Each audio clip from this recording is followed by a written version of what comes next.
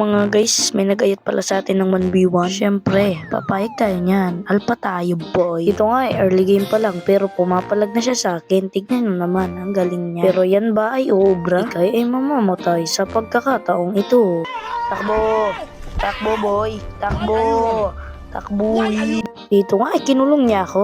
Obra ba yung pagkulong mo, boy? Wala ka naman bitaw, tandaan mo yan, boy. Eh teka lang, naglalag. Sa pangalawang pagkakataon, ikay ay mamamatay na. Nako po, naglalag na naman.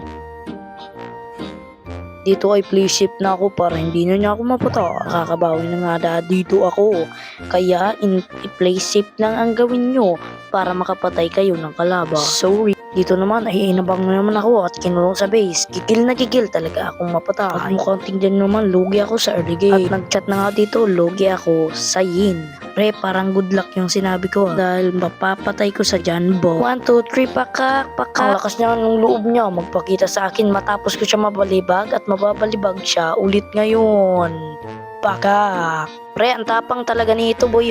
Nagpapakita ng basta-basta. Alam niya ang kasunod ng kanyang pagdalo sa akin ang siya ay mapita. Dito guys, akala ko ako mamamatay. Kaso lang, mali siya ng desisyon na ako'y ikulong. Siya palugod yung namatay. May tower hag sa tore guys. Kahit tower hag yan, papasukin ko yan. Kahit ako'y mamatay, ay ayos lang, boy. Mukhang namali ang aking desisyon kaya hindi na ako pumasok. Sa bukod ay pumalag ako. Pag siyang lumabas ay siyang siguradong pitas. Pakak. Dahil matapos na ng minions, please leave a like and smash that subscribe button para updated kayo sa aking mga bagong video. Bye-bye!